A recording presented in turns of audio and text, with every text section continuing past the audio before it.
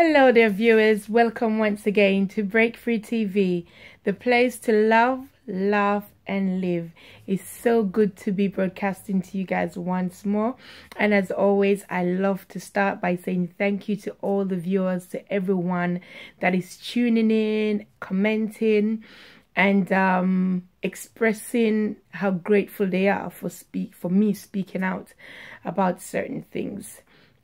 And that's what I just wanted to take some time to share with you today, because I received an email from a lovely lady, and her main question from me was, Michelle, how is it that you're able to speak out about something that people would find so shameful to have said that they have done? And I sat and I thought about that for a long while. And you know what? I realized that the first thing that made me be able to speak out was the fact that I realized there's so many people that are experiencing stuff like this. And the question was relating to when I was able to tell everyone about the time when I was at a very, very low point in my life. And I just felt like I wanted to give up. And I just felt like, you know what? Just give up my life. And people look at people that have come to that decision and say, what kind of selfish, evil person that is that would decide to do such a thing. However, when you're in that frame of mind and you're at that low point in your life, it's almost as if you've shut down. It's almost as if nothing else matters. And, you know, that is the time when the person needs you the most. They want to hear a kind word. They want to hear something of encouragement for them to have belief and a hope. Because for me, I think what spiraled out for me and what pushed me to that point was, you know, everything just seemed to be going wrong. As I'd expressed before, my marriage, you know, went downhill. I was being abused. I was being stalked. I couldn't sleep at nights because I just felt so scared of what would happen to me. I would go outside, my tires would be punctured. I would come home, my clothes would be all stolen from the wardrobe. You know, I've had times when I've been locked in the house. I've had to climb through the window and get out. And then moving from that and just propelling straight into another downfall, another situation, it just put me in a place where I would have never ever expected to find myself. And you know, that's what happened to people sometimes. You know, they ended up being pushed into a corner that they would have never dreamt of, they would have never thought of. And it's like all hope is lost. It's like you've lost all your strength, you've lost all your reason to live.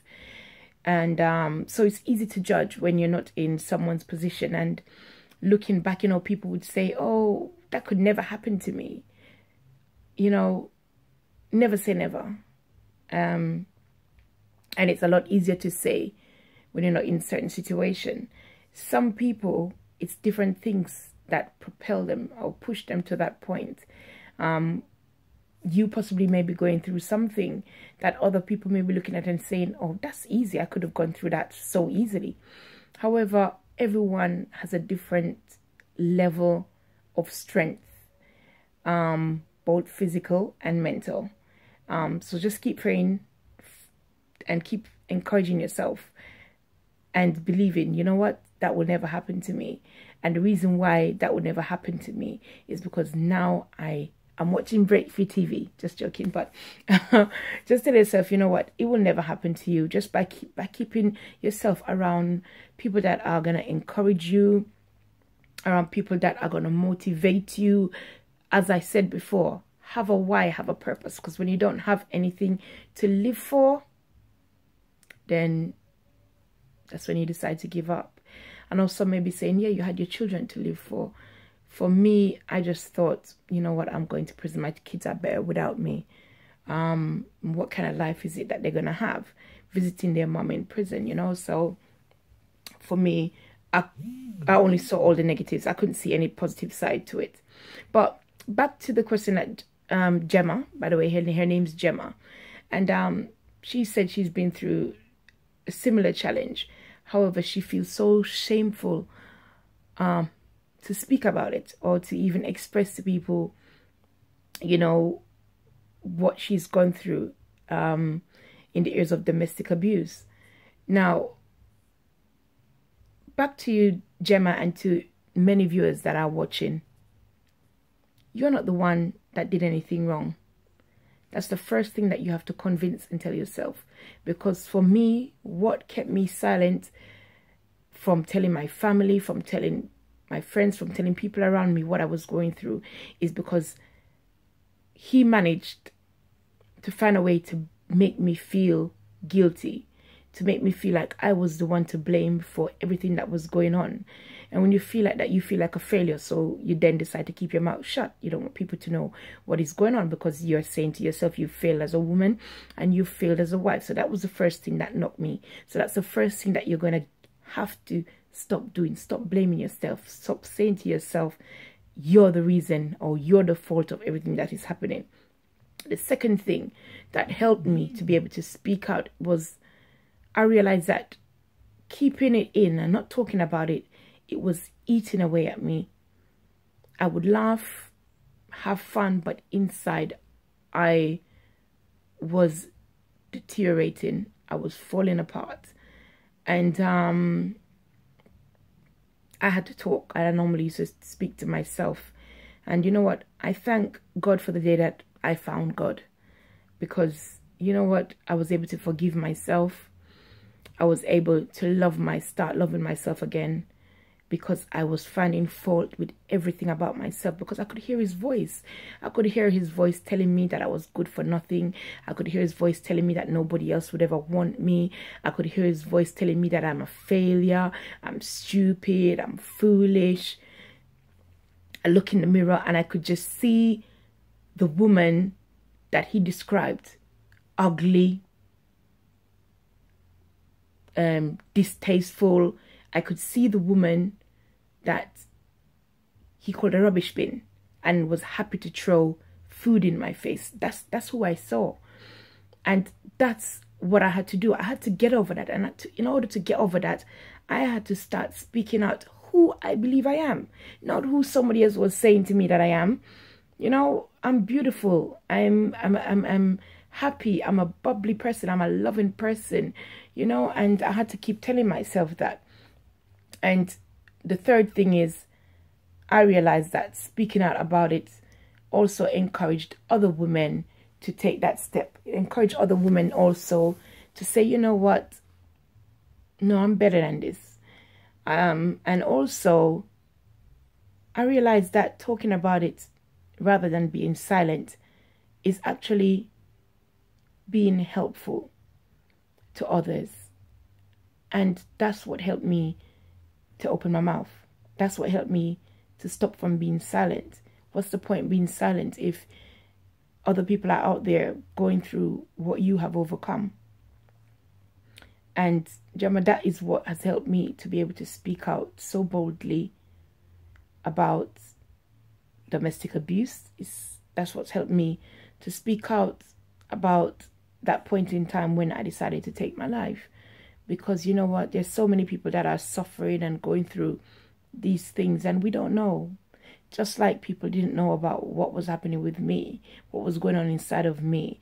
It's the same way a lot of people don't know what is happening to maybe your work colleague, the person beside you, you know. So I just pray every day and hope that by talking about it, I'll be able to help someone.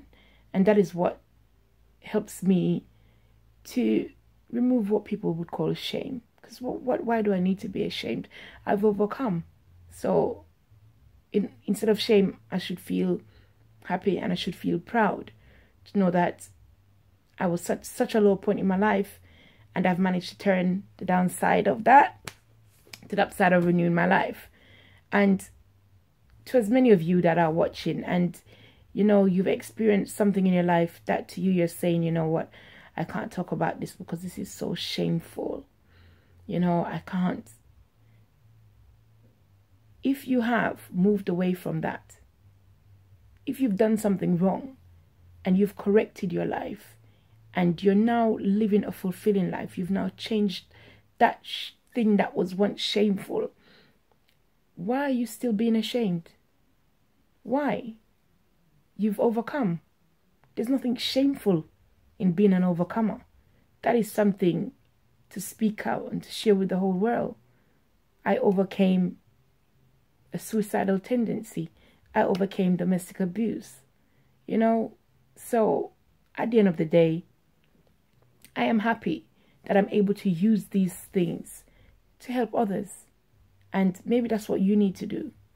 You know, if you can't find the courage yet to speak out to the public, there are lots of social groups that come together and they talk to each other. They encourage each other. And you never know. Maybe you could write about how you're feeling in the quiet place of your room or your living room, and just write about how you felt at the time and how you've been feeling. And you never know, you might just be able to turn that into a book. So once again, Gemma, thank you for your question, and I do hope my answer has helped you. There's nothing to be ashamed of. I've passed feeling ashamed. I'm now feeling proud of myself to know that I am no longer where I once was. And that is what keeps me going. And for the fact that I am no longer where I once was, and also that I'm using where I once was to be a help to other people that are still in that position where I once was, is what keeps me going, and is what pushes me and encourages me to be open and be honest and just speak out. I remember going to a seminar, and I remember someone saying, if you truly want to help people, you can't hold back. If you truly want to help people, you have to be honest and you have to be open. I can't help anyone unless I'm going to be honest and I'm going to be open. It's that honesty and it's that openness that is going to help them to be able to push past that boundary and that barrier and overcome that hurdle that they're battling with. So that's what helps me. And Gemma, I do hope you'll be able to find the boldness to speak out, to use your story to help and impact the life of others. And to anyone that is watching, and maybe you're going through domestic abuse, maybe you felt like giving up on life for one reason or the other, whatever it is, please find someone to talk to, you know. Find someone positive that can encourage you. There's a lot of people around. As I said, feel free to email me on Michelle Watson at breakfreemw.com. That's Michelle Watson at breakfreemw.com. Leave your comments, inbox me, and you know, I'm here for you. And there are many other people like myself that are out there that are ready to listen to you, to talk to you. You're not on your own. What you're going through, it's only a matter of time. Circumstances come and they go. Just like me, that I can look back at those years that I've passed and say to myself, wow, I never thought I would be here. It's the same for you. Next year or 2 years from now, you may look back and say, oh my God, 2015 was a very crucial point in my life, and I never thought I would still be here. So please, be encouraged, be hopeful, but more importantly, be strong. You're stronger than you give yourself credit for. Just look back and think, is this the first challenge that I've ever had to face? Is this the first situation that I've found difficult to overcome? And you realize that your answer will be no. So if you were able to find the strength to overcome that previous challenge, that previous circumstance, you still can find the power. You still can find the strength within you to overcome what you are going through now. It's only a matter of time. Just keep believing and keep trusting and keep tuning in to Break Free TV, the place to love, laugh, and live. This is where we overcome and rise above by turning the downside of our challenges into the upside of renewing our lives. Once again, thank you very much for tuning in, and I do hope that my few words of encouragement has been a blessing to you. Goodbye, take care, and see you on top as always. Bye.